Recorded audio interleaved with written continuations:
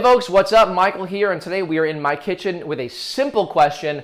Who doesn't like wings? I mean, really, tender, crispy, hot, buttery, spicy wings? Well, I'm here to tell you that they are not a thing of the past for you. No need to fry them. You don't need to head down to a bar to enjoy the wings that you love at home with your whole family. Now, these wings will be ready in about an hour with no mess really to clean up except for a bowl. If you think about it, sure, frying is faster, but heating the oil and cooling it when you're done and cleaning up and storing it or getting rid of it somehow easily takes an hour and is a lot more hassle. So, I don't know, without having to listen to me talk more than you should have to, let's just get started. Okay, the trick to these is a hot roasting just like a whole chicken and a final broil to get a little bit more crispy browning on the outside if you want it. You're going to spread the wings out on a baking sheet on a rack. This is going to give you good airflow all around. It's going to keep the bottom of the wings from trapping moisture and slowing down the crisping or from the wings burning on the bottom of the pan. If you don't have a rack, don't freak out. You'll probably be fine. Just line the pan with foil. Okay, I've got 2 pounds of wings here because I already have the other 2 pounds ready for the final stage so I can show you how to finish them.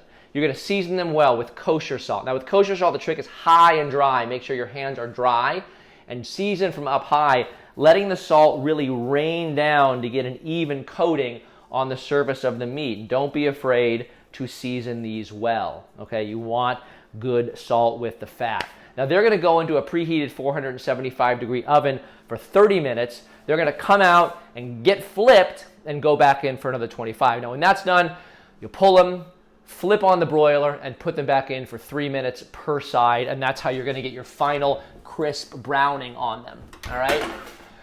So these wings have roasted for 55 minutes. They're broiled on one side, and I'm gonna pop them back in to give them that final char on the second side. See how nice and golden they already are? They are really crispy too. So they're back in for their broil. Now while they are in there on their second broil, I'm gonna mix up the sauce.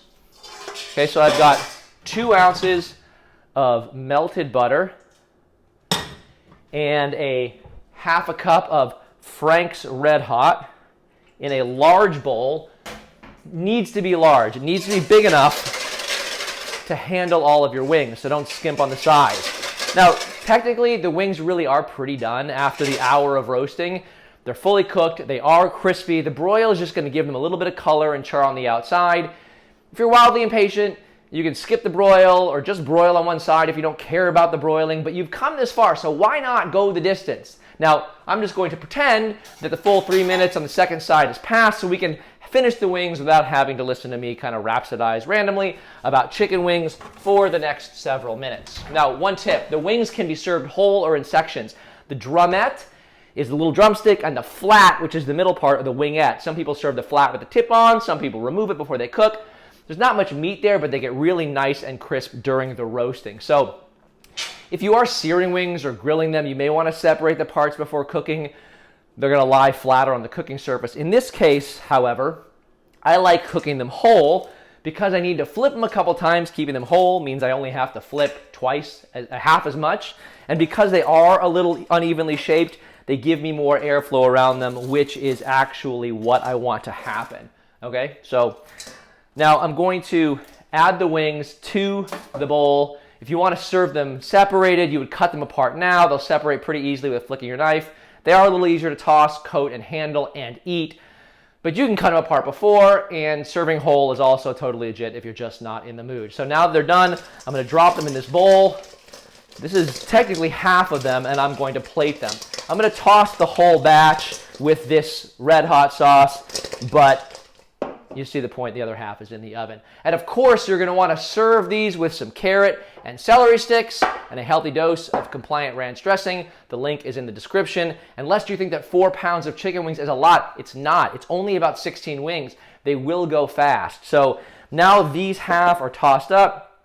I'm going to put them aside. I'll probably eat them before the next half come out. You do not have to break them up into these 2 halves. You can do them all at once. I just did it to show you both stages of the operation, okay? So here are our beautiful, crispy, straight up, delicious, whole life challenge compliant chicken wings. Thank you for hanging out. Let me know what you think in the comments below, and I will see you next time.